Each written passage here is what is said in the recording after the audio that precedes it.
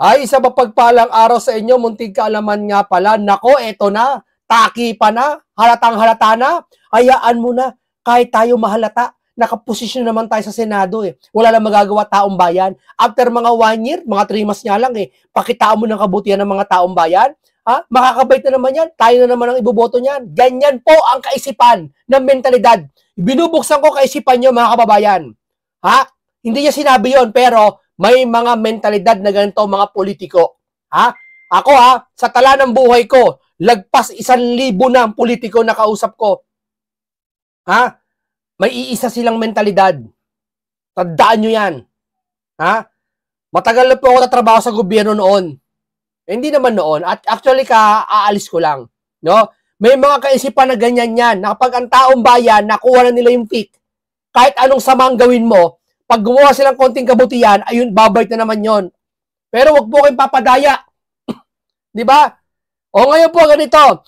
O, sabi po ni Boy Tago, walang alam si Marcos Jr. sa 100 billion insertion. Nakakasiguro ka?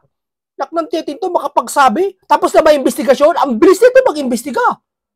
Samantalang itong baha, kawawa Pilipino, sir. Ang bagal nyo mag-imbestiga. Hanggang ngayon, sir, walang resulta. Kaya nga nagrarali-rali na yung tao eh. Kayong dalawa ni Pepsi? Nilinaw ni Senate President Pro Tempore Ping Lacson na walang kaalam-alam si Ferdinand Marcos Jr. sa umunoy 100 billion budget insertion sa binunyag na dati ako Bicol. Walang kaalam-alam? Gaano kasiguro walang kaalam-alam yung mama na yun? Natanong mo na ba si Presidente? Maliban nila, closed door sila. Maliban nila kung nag-usap sila. Di ba? Wala daw kaalam-alam ang Presidente, oh. Ano yan? Nasa lisiyan si Presidente? Ganun siya kahina? O totoo siya sabi ni Pangulong Duterte na weak leader siya? Sir, ikaw, Presidente, nalulusutan ka ng mga ganito, 100 bilyon, wala siyang kaalam-alam? Sir, sabi ng chismis, so baka daw nag-resign yung mga yon para daw isisis na naman. Sabi ko nga sa inyo eh, kahit si Martin, kumanta na, halimbawa nga, si Martin kumanta na. Si Pangulo po talaga, naghati po kami ng pera. Alam mo, pustahan tayo, sisisihin nila si Marcoleta. Hindi nila sisisihin si Lacson. Kakampi nila yan eh. Sisisihin nila yung pinakamalakas sa Duterte. Black na pinaniniwalaan nila, si Marcoleta. Kasi laglag na lahat eh. Si Joel, laglag na. Si Bato, si Robin, di naman kaya makipagtanggol ni si Robin. Si Amy, di rin kaya. Sino ba? Si Marcoleta na lang pagitan nila. Isisisi nila na si Martin na kapag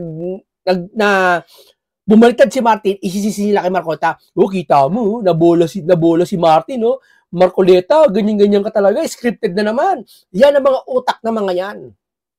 Wala na. Totoo sinabi ng Biblia, kapag babad na babad ka, nasa akala mo at puro kasinungalingan, maski sa sarili mong kasinungalingan, maniniwala ka, promise. Promise, ganyan po ang tao. Halimbawa ako, lagi ako sisinungaling halimbawa sa nanay ko. Ma, hindi, asan ka galing anak? Galing ka na naman sa mga bar, no? Inuman, no? Hindi po ako galing sa bar. Never po ako nag-bar. Pero galing ka talaga sa bar. Hindi ganun di araw-araw. Saan ka galing? Ba't ginabi ka? Galing ka sa bar, no? Hindi po, ma. Hindi ako galing sa bar. Nag-shot lang kami ng kaibigan ko sa kapitbahay sa kabilang street. Pero hindi naman kami galing sa bar. Wag ka mag-bar, ha? Pero araw-araw galing ka sa bar. Hanggang 2 taon, 5 taon na araw-araw ka sa bar, tinatanggi mo sa magulang mo. Nung tumanda ka na, after mga 20 years, tinigil mo na yung bar mo. Maniwala ka ba? Pag sinabi sa'yo, no, galing ka sa bar, dati, never ako nagbar. Hindi mo na maalala nagbar ka. Bakit? Sa paulit-ulit na sinasabi na paniwala mo yung sarili mo na hindi ka talaga nagbabar. 100%. Kahit iniisip mo sa sarili mo, nagbar ba ako? Parang hindi. Napaniwala mo yung sarili mo sa ubod ng kasinungalingan. Ganyan ang tao. Pag araw-araw nakakarinig ng kasinungalingan, hindi nakakarinig ng katotohanan, ang akala nila sa nangyayari lahat ay puro kasinungalingan, puro katotohanan na, at akala nila tama yun. Tulad na nangyayari ngayon, lumabas si Gutesa, scripted daw. Lumabas si Orly, si Diskaya, scripted daw ni Marcoleta. Lumabas si Gutesa, scripted ni Marcoleta. Lumabas ngayon si Saldico, scripted ni Marcoleta. Ganyan yung mga yan. Kasi nga, wala sila narinig na katotohanan. Eh, dito tayo sa programang ito, puro katotohanan siya sabi natin eh. Real talkan to eh. Yeah? Yan ang hirap, sabi ng Biblia. Kapag ikaw hindi ka nakakarinig ng katotohanan, nasa kadiliman ka mula ulo hanggang paa hanggang sa pag-iisip at puso't isipan mo. Kadiliman. Kaya nga sabi ng Biblia na sinabi ng Biblia, doon ka sa liwanag, sa katotohanan. Diba? Hindi lang para sa politiko, sa lahat yan. Kaya kung itatago mo rin yung katotohanan, kagaya ni Boy Tago, ha? Walang makikita yung mga tao, sir, sa ginagawa mo ng katotohanan. Puro kadiliman. Kaya pala lahat ng audience mo, ha, kung ano-ano pinagsasabi. Yung nasa Canada po na lalaki na sinasabing Pinoy Canadian na binabakbakan ng INC, si Marcoleta, lahat ng ng mga kinakampiyan na niya, mga Pinklawan, mga Bibim, kinakampiyan niya. Pero yung mga iba na lumalabas sa administrasyon, pinipake news na niya. Dinimanda ni ni Torion yata eh. Dinimanda niya eh, di ba? Wala siya kasi nakitang kabutihan sa puso niya. Kaya puro kadiliman na nakikita niya po. Ganyan po yan. Hindi ako may sabi niya, biblical yan, iho. Di ba? Biblical yan. Kaya ito, marami na nadadama ito si Boy Tago. Sa kakatakip nila, ha, pati yung tao nabubulag na sa katotohanan. Kaya pag may nagtumayo, ha, pag may tumayo para sa katotohanan, walang naniniwala. Walang naniniwala. No, pag sinabi ni Aimee ganito, tamo ha, si Saldi scripted na naman daw ni Marcoleta, tapos si Aimee scripted na naman ni Marcoleta. Pag si BBM mismo umamin sa sarili niya, halimbawa lang ha, umamin na, ako ay ganyan, ako ganito. Alam mo, sabihin nila, huwag kang maniwala sa sarili mo, BBM, dahil scripted ni Marcoleta yan. Nasa control ka ni Marcoleta. Yung kaluluwa mo, kontrolado ni Marcoleta. Ganyang kabulag yung mga yan. Binulag ni Satanas ang isipan at puso ng mga to. Maniwala kayo. Hindi naman tayo religion usapan ngayon eh. Pero doon tayo sa katotohanan. Psychological, sa psychology na lang. Pag araw-araw ka nakakarinig na walang katotohanan, ganyan po ang mentalidad nila. Sa bagay kasi nakakarinig kami ng katotohanan eh. Diba? Nakikinig kami sa mga legit na tao. Diba? Ganyan po. Isa lang ibig sabihin yan, desperado sila. Pero mo walang alam si Marcos Jr. sa 100B insertion. Sino ka para magsabi ng ganito? Mas mahal niya po ata si Junior, mas mahal niya si Junior kaysa sa mga taong binaha. Alala siya kay Junior, kawawa naman daw. Pero ni minsan, hindi siya nagsabi sa mga binaha, kawawa naman. Siguro, napaghahalataan kayo, utak niya, ang iniisip lagi, natural naman talaga binabaha eh. Diba? Yun ang batay sa amin nakikita. Diba? Wala ka man sinasabi, pero louder the speak. Diba? Sabi, anong sa English yun? Pakilagay niya sa baba. Diba? Mas lamang yung nakikilos mo sa sinasabi mo, sir. Mas nararamdaman namin, sir. Biruin mo, kasama ka ng loob. Ha? Nakakasama loob to mga to. Yung kumukontra sa INC rally, nakakasama sila ng loob. Bakit? Yung ginawa ng INC, hindi lang para ipagtanggol ang Pilipino, kundi para sa mga binaha. Ha? Pinagtatawanan nila. Sa makatuwid, pinagtatawanan nila lahat ng binaha sa Pilipinas. Oo, ganun sila. Walang iba na tatanggol sa mga binaha eh. Hindi na nga masolo yung konkretong nawala sa kanila. Halimbawa, yung dock, yung tulay nasira. Yung flood control, umapaw yung river, binaha sila. Umapaw hanggang bubong. Yun ba may babalik nyo pa yung sitwasyon? Namatayan ng kapatid na walang tirahan, may babalik nyo pa yon? Tapos tatawanan nyo yung INC na magrarally? Eh, kaya nga nagrally ang INC para sa mga binaha din. Tatawanan nyo? Asan ang puso nyo? Tapos ikaw mas maawa ka kay Junior Boy Tago kaysa mga taong binaha? Nasaan ang puso mo, sir? Nasaan? Sir, kahit kaunti, ipakita mo naman.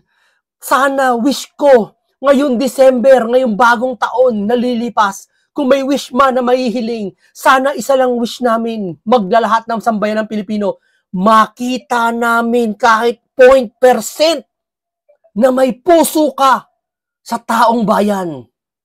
Sir, sana bigyan niyang puso mo ng kakaunting awa para sa taong bayan. Huwag sa iisang tao lang, sir. Di ba? Kasi tatlong taon na lang, mawawala yung taon na yon. Pero yung taong bayan, andi dito. Di ba? Patuloy na naapektuhan. Ang kailangan lang nila, hindi na pera eh. Hindi na para suportahan yung mga binaha eh. Hindi na eh. Yung katotohanan na lang malaman nila, sapat na sa kanila yun. Di ba? Hmm. Ilabas mo kung di totoo yan. Sige nga. Ito pa. Oh, hindi si Marcos Jr. ang tumanggap ng kickback. Talagang defensive siya. Nilinaw ni Ping na hindi si Marcos ang tumanggap ng umano'y kickback mula sa kontrobersyal na 100 billion budget insertion. Taliwas sa sinabi ni dati ako Bicol Representative, mas marunong pa siya sa appropriation. Etong si Boy Tago, walang banta sa buhay.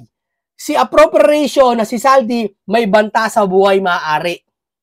May pamilya, pumayat ang muka. Ibig sabihin, kung may dapat paniwalaan at walang benepisyo makukuha, kay Saldi, anong benepisyo ni Saldi makukuha niya? Ba't niya kumanta? Sige nga, para mapatawad ang mga Duterte. Sabi ba naman ng Poson, ulitin ko Uy, Saldi, kumampi na sa mga bumaliktad na. Saldi, mapapatawad ka ng mga Duterte. Ganyan-ganyan. Kumanta ka lang, mapapawalan sala ka. Bakit? Hawak ba ng Duterte ang batas? Kayo may batas Kayo mga BBM administrasyon Pwede nyo kasuhan si Saldi. May magagawa ba mga Duterte? O talaga nililito nyo talaga taong bayan talaga? Nililito nyo na naman? Grabe tong mga to. Titindi nito. Wala akong makita sa inyo na para sa taong bayan. Pati mga pinklawan, wala akong makita para sa taong bayan ginagawa. Maniwala ko kayo sa akin. Wala. Yung iglesia, pinagmamalasakit yung mga kapatid. Pinagmamalasakit nila. Dahil bahagi ng lipunan ng iglesia. May religion lang sila pero bahagi silang lipunan. Na sila'y nagbabayad din ng tax. Di ba? Kaya ano ibig kong sabihin? Lahat tayo dito sa Pilipinas bahagi tayo ng ng lipunan at nagbabayad kami ng tax lahat. May karapatan kami na utusan kayo. Pag sinabi namin magpa-hair follicle test kayo, sana gawin nyo. Pag sinabi namin mag-imbestiga ka, Boy Tago, mag-imbestiga ka. Hindi yung aalis ka sa Blue Ribbon. May karapatan kami, anuman relihiyon namin, Musliman, o Iglesia, o GIL, o KOJC. Di ba? Ayon sa senador, saka mga bastos to mga to. Bastos tong administrasyong ito. Lahat ng religion, binabastos ng mga to. Dun sa isang religion, wala ka nang papapala paano isang religion? Bahalagi alak. Pag may okasyon, babaha alak. Katuwiran kasi nila, si Kristo daw uminom daw ng alak. Kaya daw sila umiinom ng alak. Panginoon niya, uminom ng alak Bugok, katas ng umbasyon na hindi nakakalasing. Di ba? Sabi, nalasing daw si Kristo. Yung mga yon, sa panahon na yon, andun pa yung aral kung saan, hindi pa ganun katindi yung kautusan, na talagang ito sa panahon Kristiyano to, ito na yung susundin. Mga pilosopo. Kaya lunod na lunod sa alak ng mga ibang reliyon na to. Bastos binabastos yung ibang reliyon, binabastos KOJC, GIL. Isipin nyo, yung mga reliyon na yan naniniwala kay Kristo pero binabastos nila. What if pa kaya kayo hindi bastosin? Ang Diyos nga binabastos ng mga yan Di ba? Kung sabihin dinuguan, iniinsulto nila, dinuguan, bawal. Diyos nagbawal nun Iniinsulto nyo ang Diyos? Sa bagay, yung tao nga iniinsulto nyo yung pakayang Diyos. Ganito mga to. Basta mga INC, sa tuwing makakarinig kayo na inaasar kayo na tungkol sa dinuguan, isa lang sabihin nyo, hindi kami ang binabastos mo, ang Diyos. Kaya pala, bastos ka sa Diyos. Ganyan yung mga yan, binabastos nila. Mga iba na, naliligaw na tayo. Dito tayo sa kakaiba to. Senador, ginamit umano ang dalawang opisyal na pangalan ng Pangulo para paniwalain si Ko na may Marcos Jr. nakaalang sa kickback. Ang galing no? Talagang, nasa pa talaga galing na, ako to, si Boy Tago, nanalo ng senador. Alam ko, hindi alam ni Marcos Jr., hindi rin alam ni Saldi. Ako nakatuklas. Ganun ka kagaling? Ganun siya kagaling? Ganun siya kagaling? Sir, ganun ka kagaling? Ilitaw mo yung sinasabi mo na natuklasan mo. The name drop, the president making resign, Representative Saldi believe that kickback were, kumbaga siya sabi niya rito, nagkamali daw si Saldi ng pagkaakala si Marcos daw, kaya lumalabas si Saldi, biktima lang din. Binanggit din ni Lacson na in misrepresentation ang lumabas, hindi direktang pagkakasangkot ng Pangulo. Samantala, tumaas ang kilay ng mga netizen mabilis ang Ibig ko pala sabihin, sir, nung aprobahan ni Marcos yung budget, hindi siya, O wala sa sarili niya?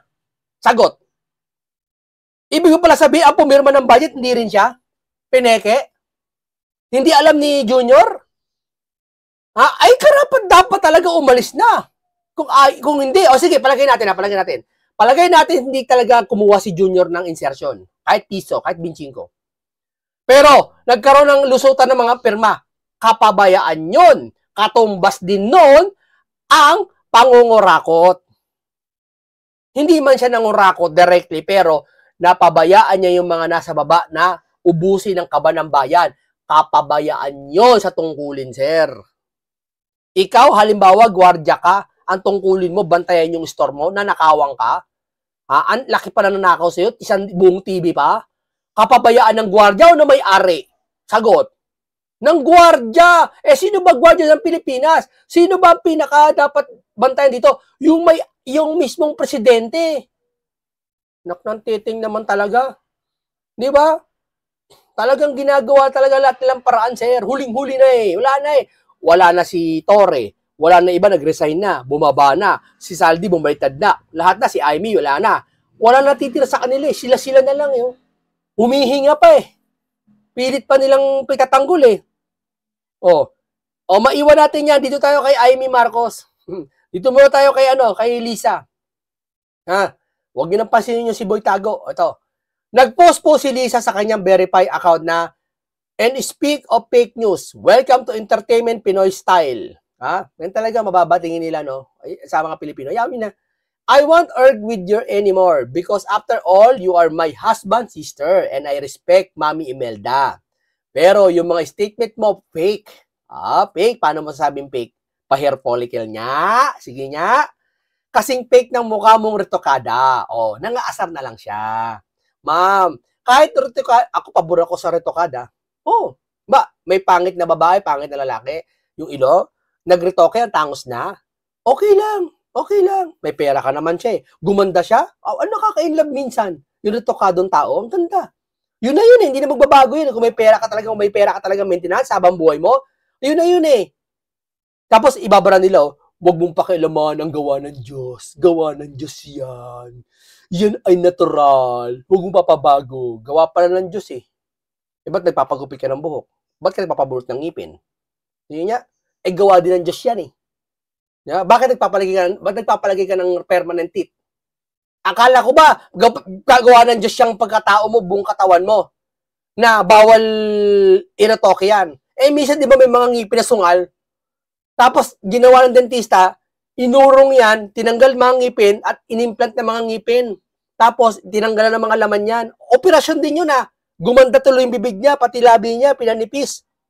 Minsan, yun ba? Sabihin mo, gawa ng Diyos? Dinadamay niyo pa ang Diyos. Mas gusto ko nga retokada eh. Di ba? Eto pa. Painggan nyo to. Ang titindi talaga ng mga to. Ito.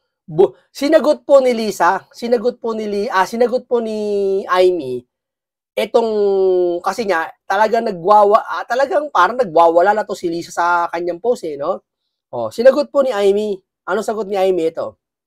Yes, don't argue with me. You should thank me. Ipinalit kita sa kapatid ko kahit maganda lahat ng ex niya. Ikaw ang pinaka-ugly, ako pinaka-pangit, with biggest tummy, full of drugs and wine. Tama? Sige, nambibintang si Amy. Ang photo na edit pero ang hair follicle test hindi nare-retoke. Ma'am, para matapos na, manalo kayo sa asarang ito. Sa labang ito, manalo kayo. Magpa-hair follicle test po lahat.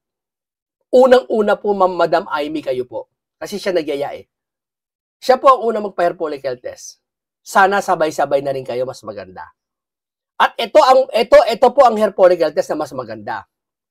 Akin lang to, hindi ko sinabing addict sila. Ang sabi ko, ito yung suggestion ko kung sakali magpa-hair follicle test. May kondisyon. Kasi taong bayan kami. Huwag sasabihin ni Auntie Claire, walang karapatan utusan ng Pangulo. Sino kayo? Pasahod namin, employer kami. Siya ang empleyado namin. Sabi niya ni Pinoy Aquino eh, kayo, ang boss ko. Maganda pa nga si Pinoy eh. Ako, paboro kay Pinoy. Kayo ang boss ko. Naalala nyo? Kasi nga, kahit sabihin mo kay Pinoy, gagawin niya. Pakikinggan niya ang taong bayan. Di ba? Pati si Duterte, ganun din. Tapos ito, uutusan ng taong bayan magpa-hair follicle, tas ayaw? Masama. May diferensya. May problema tayo. Di ba? Ngayon, ito si Amy, humihiling, hindi para ano, alam mo kasi para matapos ito pag magpa-hair follicle test, ito kondisyon.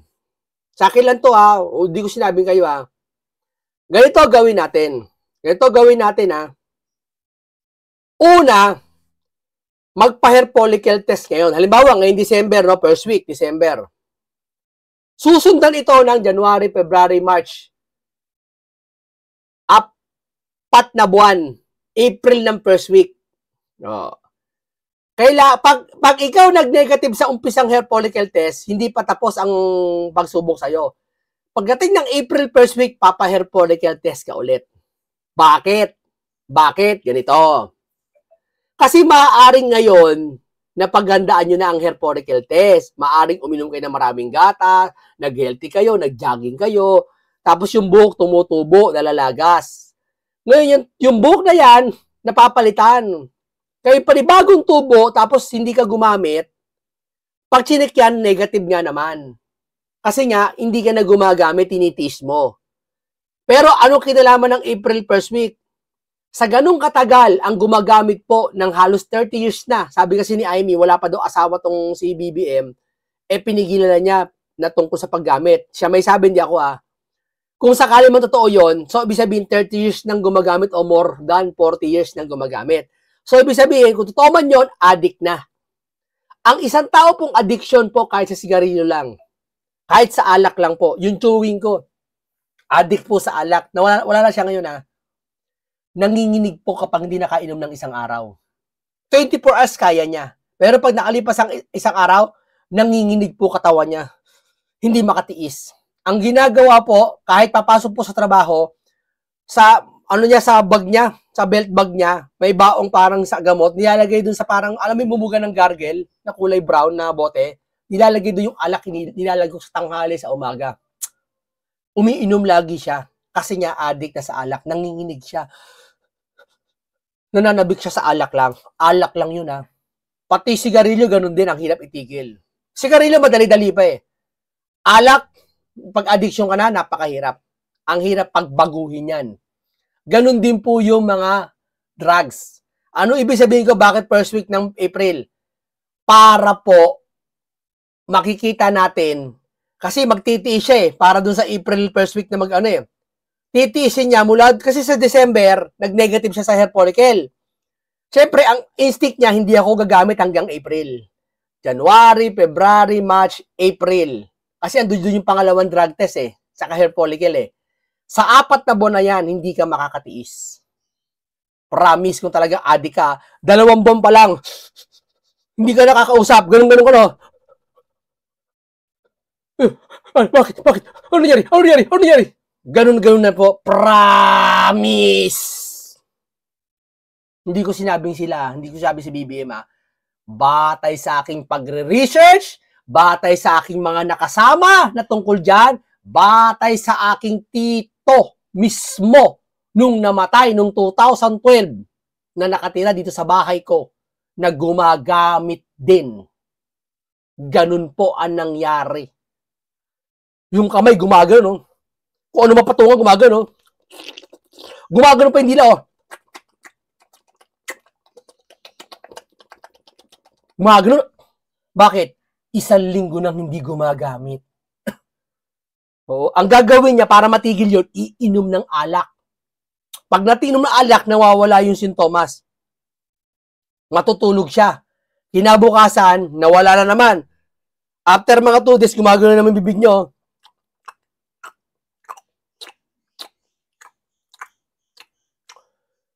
Sa mga kamag-anak, tulad ng sinabi ni Amy sa kanyang video, sa mga kamag-anak na mayroong addictus benedictus na nagbabago na, sabihin nyo kung mali sinasabi ko. Tito ko, 2012 namatay. Ganun po ang kanyang kalagayan. Meron pa yan. Sa kwarto, talagang dilat.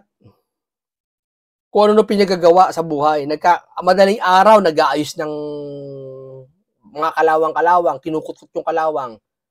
Kasi nga, nangyayari yon pag mababa na yung tama at walang pang ganun mahirap lang dito ko mahirap lang Pero pag nakatira na naman siya, normal na naman siya. Normal na naman, hindi siya magkukutkot.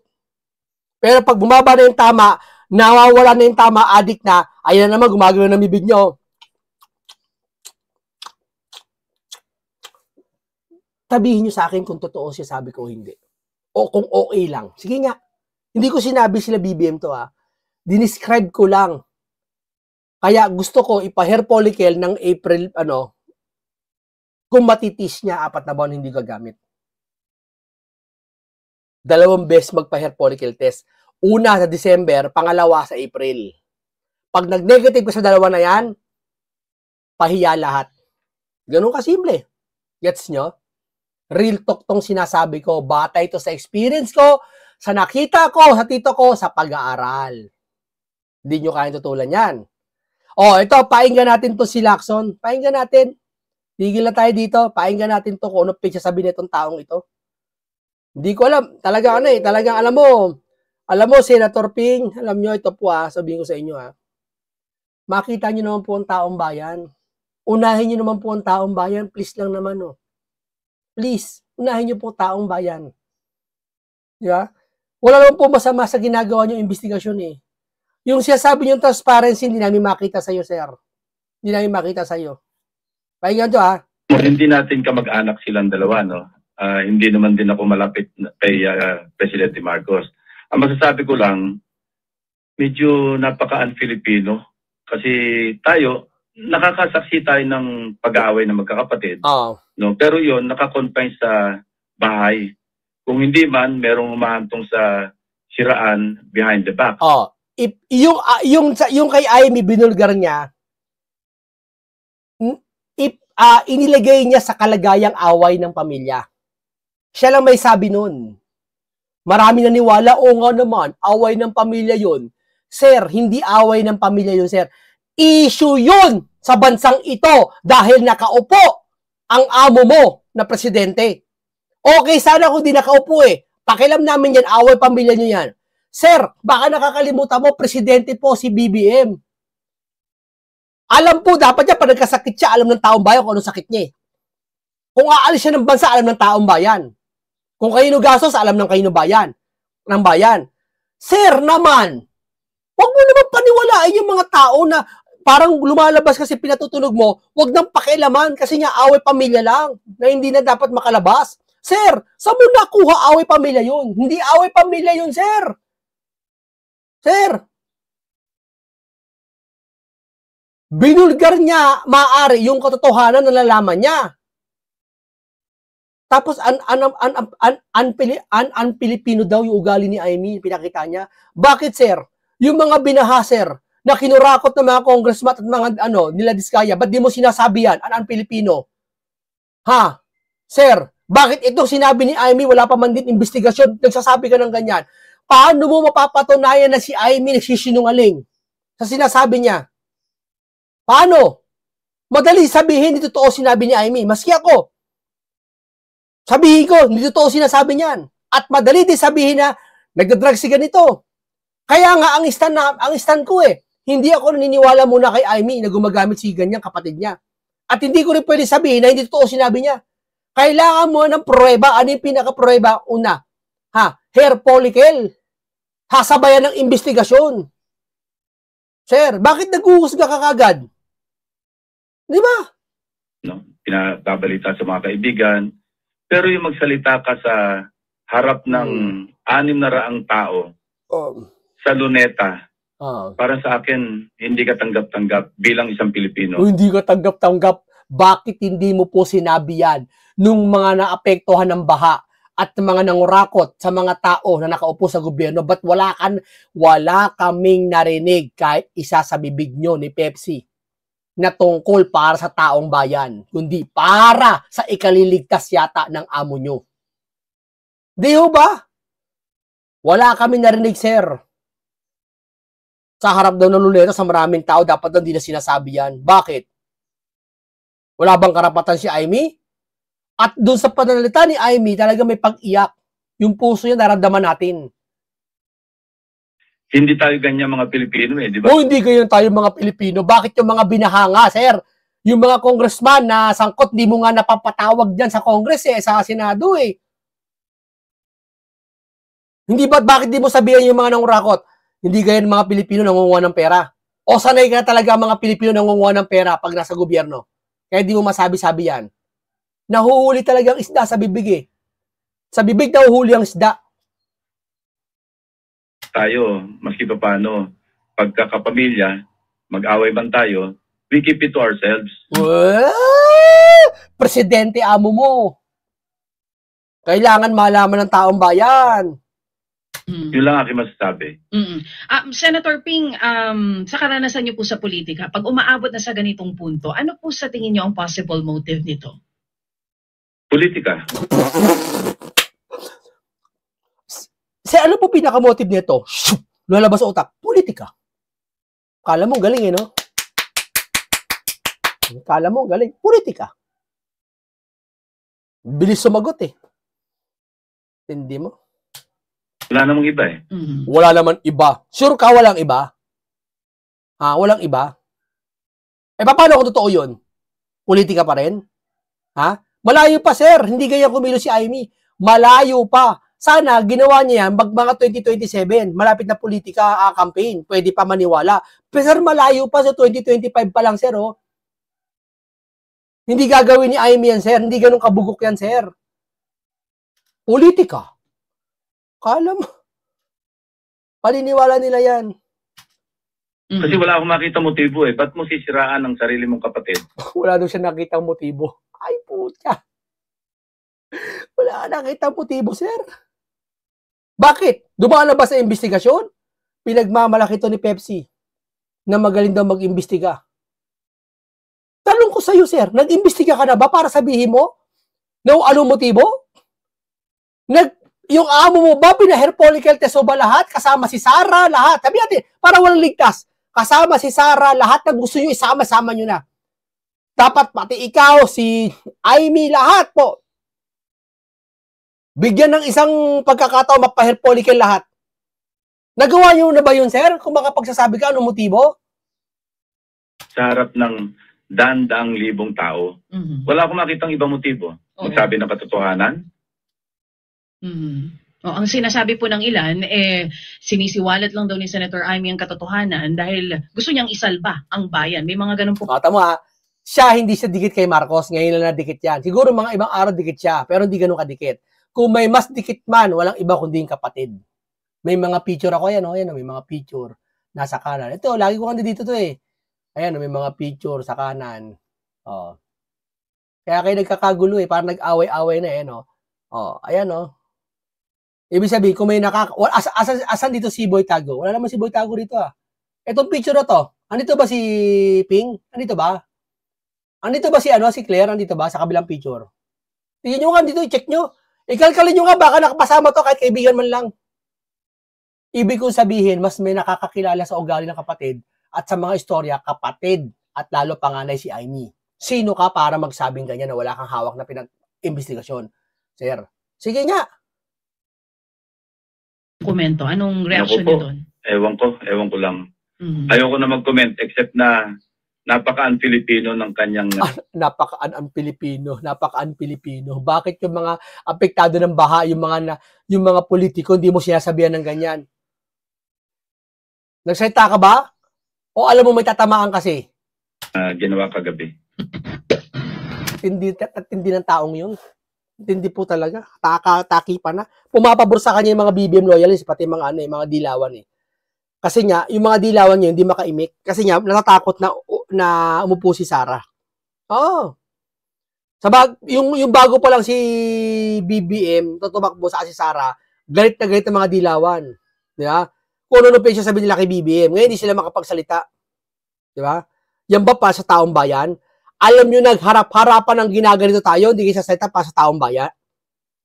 Apektado na yung mga baha, ang mga tao, pag binabagyo, bumabaha, hindi pa kayo sasalita. Buti pa to eh. Ma'am Rowena eh. Pakinggan natin ha. Isa pang pagkakamali na naman ito ni BBM. Nag-issue pa ng statement na sinasabing nagsisinungaling ang manang Amy niya. Alam mo, hindi na ito si Bongbong eh. Dati naman ito, talagang love niya yung manang niya. Alam nyo, I know Amy personally. Isang taon kami niyang seatmate sa UP College of Law. Lagi naman yan cheerful, di ba? Hanggang ngayon, smile-smile lang nga, tawa-tawa, kahit na tumitira ng, insulto kay Tamba. Smiling. Alam nyo kagabi, kung sa Iglesia ni Cristo Rally, umiyak siya habang binabasa. So, tignan mo. Hindi naman artista si Amy. Napakahirap po umiyak. Nasasadyain mo. Maliban na lang kung talaga mabigat na dibdib mo, lalo yung binabasa mo, ay may katotohanan. Sinasabi nila, scripted lang. Bakit may binabasa? Scripted anya. Bugok, yung password niya ng Facebook, nakakalimutan mo eh. Totoo hindi. Ano ginagawa mo para hindi mo makalimutan? Nililista mo. Kapag ba nilista mo, sasabihin mo, scripted? Naknantiting naman to. Yung sa mga exam, ano yung libro? Bakit mo sa notebook, yung sumusulat yung teacher mo, bakit mo sinusulat lahat ng niya, sinasabi niya? Para hindi mo makalimutan, tama? Ibig mo palang sabihin, pag hindi niya nakabisado, talagang sabihin mo, inimbento lang? Naknantiting ka naman. Kaya sinulat, kasi yung damdamin niya nung araw na yon para di niya makalimutan. Sinulat niya. Di ba sabi ko, napaliwanag ko nga, minsan nakakalimot tayo. Yung sinabi natin ngayon, bukas, sinabi ko ba yun? Di ba may ganyan tayo? Pag sinulat mo, ay oo nga pala, sinabi ko. Pag sinabi mo, nagdadrag si ganito, si ganyan, si ganyan. Eh, hindi mo sinulat. Nakalimutan mo yung isang sinabi na mahalaga. Siya po ay gumagamit ng pinagbabawal na gamot at pumasok sa kwarto at doon niya sininghot. Eh, after 1 week, hindi mo sinulat eh. Siya po ay gumagamit ng bawal na gamot at siya po ay suminghot. Nawala na yung pumasok sa kwarto. Nakalimutan mo nang sabihin. So, iisipin ng tao, saan siya suminghot? So, mali ka na. Ay, oo nga pala, mali. Andun pala sa kwarto yun. O, so nag-iimbento ka na. Kahit totoo. O, ayan na sinasabi ko sa'yo. Pag may nakalimutan ka sa sinabi mo ngayon at sa next month at nagkwento ka at iba doon sa nakarecord ng video sa sinabi mo, sasabihin, peki ka. Tama, mali. Ano kailangan gawin? Kailangan isulat mo para kung lumipas man ng 1 taon, yun pa rin ang babasahin mo, yun pa rin ang damdamin mo. Utak-utak. Di ho ba? At hindi lamang yung speech niya, talagang binasa niya, sinulat niya, dinamdam niya yun, umiiyak siya. Ang sabi niya, umuwi na tayo. Umuwi na tayo. Pagaling ka na. Nakakayak yung sitwasyon na yun, uwi na tayo. Pagmamahal na isang kapatid yun. Tapos sabi mo, nag-iimbento si Amy. Mas naramdaman yung pagmamahal kay Amy kaysa doon kay Junior. Kasi di ba nung nag-exile sila sa Hawaii, si Amy naman ang nag-take care sa kanya eh. Di ba? Naalay pa nun sa buhay. Ever since naman, ito si Bongbong happy-go-lucky lang. Kaya di ba, isulat pa si Ferdinand Marcos na worried siya doon dahil he's lazy and has no purpose. Kaya kayo nagsasabing umarte lang si Amy, wala kayo doon sa rally. At hindi nyo siya kilala. It must have taken a lot for her to say this. Where she will be heard by the world. That Bongbong Marcos is a cocaine addict. That his wife, the First Lady, is also a cocaine addict and an alcoholic. And that their children are also on drugs. And that includes Sandro. Ito ang dilaw. Alam ko dilawan to eh. Pero tignan mo sa salita. Ganito dapat. Hindi yung nagmamasid lang. Si Kiko Matchoy, nagmamasid lang kami. Hanggang kailan kayo nagmamasid? Hanggang kailan kayo ganyan? Hindi nga. Senator Amy Marcos did this out of sisterly love. That I can be sure of. Okay, hanggang dito lang po muna tayo, no? Ayun po, basta po sa akin, itong si Boy Tago, wala eh. Nandun na to eh. Wala tayong magagawa sa kanya kung talaga ang puso niya. Sabi ko nga eh, ang nagpanalo sa kanya, sa kampanya, si BBM, di ba inangat kamay niya sa alyansa? Kaya syempre malaking utang na loob niya kay BBM. Hindi niya pwedeng banggain to. Pero, Senator, Boy Tago, hindi po si BBM nagpanalo sa inyo, taong bayan po nagpanalo sa inyo. Sana po, sir, sana po, sir, sana po, sir, sana po, sir, ang gawin mo na lang po, once and for all.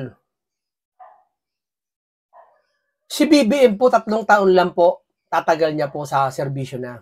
Pag bumaba po yan, buhay pa rin po yung taong bayan na kung saan binoto kayo, binoto si BBM. Sir, sana ba po once and for all. Kampihan mo naman po ang taong bayan, sir. Dahil kung talaga sa taong bayan ka, hindi ka makikitaan ng parang bias. Na sinasabi mo kay Amy, mali si Amy, pambibintang ata yun. Sinabi pa ata ng iba sa inyo. Sir, bago nyo sabihin yon, patunayan nyo munang mali si Amy. Fire follicle test, dapat ikaw ang manguna. Ikaw may power, Senado. Ikaw ang binoto ng bayan. Sabihin mo, mag-fire follicle test po kayo, Mr. Pangulo, para matapos na to. May karapatan ka, sir. Kaya yung hirap sa Pilipinas eh. Under ng presidente. Sir, mataas lang si presidente sa tungkulin. Pero bilang isang mamamayang Pilipino, nasa demokrasya tayo, may karapatan tayo magsalita kahit sa mataas na uri ng tao.